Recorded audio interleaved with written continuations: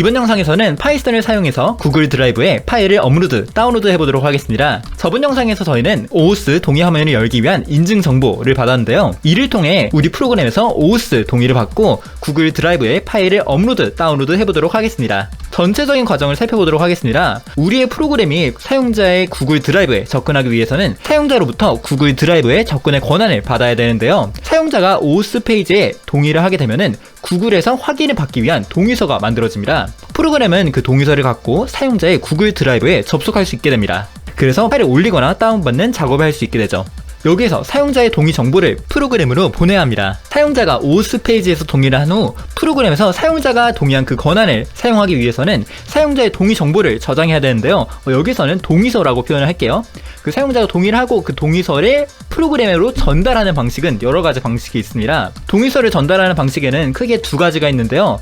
내부 서버 전달 방식, 승인 코드 전달 방식 이렇게 두 개로 나누어 설명하도록 하겠습니다. 정식 명칭은 루프백 IP 주소 그리고 대역의 리다이렉션 메소드 수동 복사 붙여넣기입니다.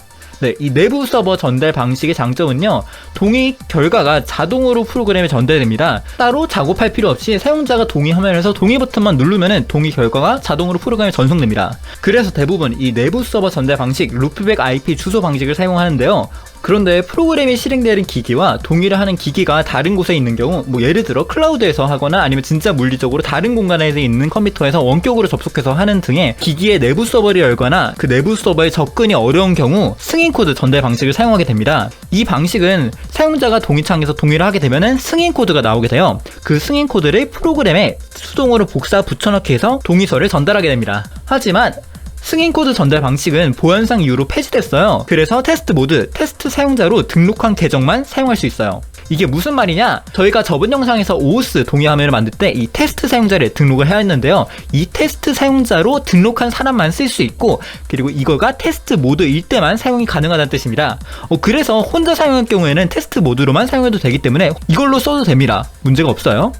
그럼 이제 본격적으로 파이썬에서 파일을 올리고 받기 위한 준비 작업인 라이브러리를 설치해 보도록 하겠습니다. 필요한 라이브러리는 크게 두 가지인데요. 이 구글 라이브러리를 pip install 구글 명령어를 사용해서 다운받아 주시고요.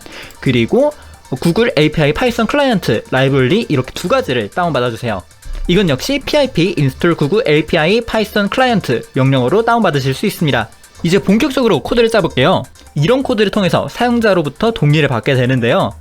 여기에서 자세한 코드는 이해하실 필요 없고요. 저희 여기 색깔 칠해져 있는 코드 부분만 살펴보도록 하겠습니다. 지금 코드에 파란색, 빨간색 이렇게 두 개의 영역이 쳐져 있는데요. 이거 두 개 중에 하나만 사용하셔야 됩니다. 둘 다 사용하셔도 마지막에 있는 정보만 유효해요. 그래서 굳이 두 개 다 살려둘 필요가 없습니다. 하나만 남기고 지워주세요.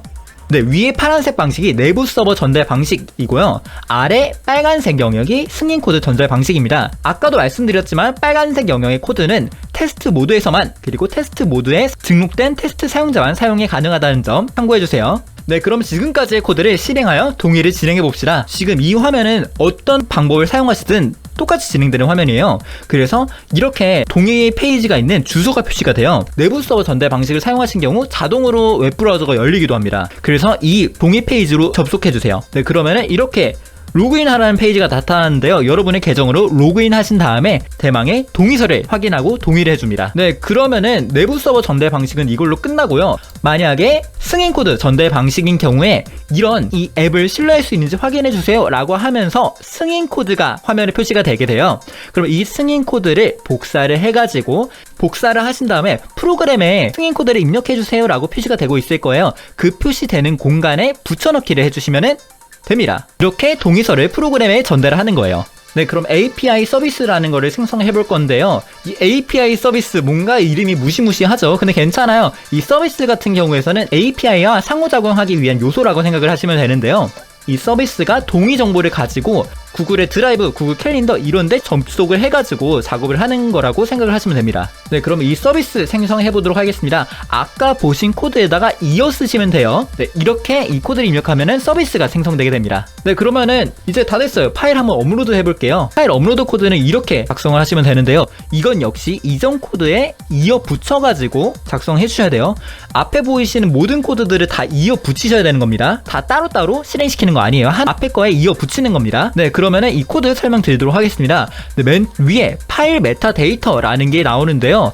저희가 파일을 업로드 할 거잖아요. 업로드할 파일의 이름을 바꿀 수 있어요. 저희 맘대로 지정을 할 수가 있어요. 그래서 지금 보이시는 빨간색 업로드 파일 네임 .png 여기에다가 여러분들이 올린 파일을 어떤 이름으로 저장할 건지 정해주시면 됩니다. 네, 그리고 그 두 번째 줄 미디어 파일 업로드 하고 뒤에 파란색 타겟 .png가 있는데요. 이 자리에다가 여러분들이 업로드할 파일의 이름 경로를 입력하시면 됩니다. 네, 여기에서 이렇게 해서 업로드할 파일을 지정하는 거예요. 이어서 타입을 정하게 되는데요. 저희는 이미지 타입을 올릴 거기 때문에 이미지 /png로 설정하도록 하겠습니다. 여러분들이 만약에 png 파일이 아닌 다른 파일을 올리신다고 하면은 타입을 그에 맞는 타입으로 바꿔주시면 돼요. 네, 아래 주소 보이실 텐데요. 이 주소 들어가셔서 맞는 타입 맞춰서 적어주시면 됩니다. 그리고 그 바로 아래 코드 파일은 service.filestraight 이 부분이 바로 파일을 실제로 업로드하는 부분인데요. 여기에서 여러분들이 업로드할 파일과 메타데이터를 함께 구글 서버로 업로드하게 됩니다. 네, 그리고 마지막에 있는 이 프린트는요.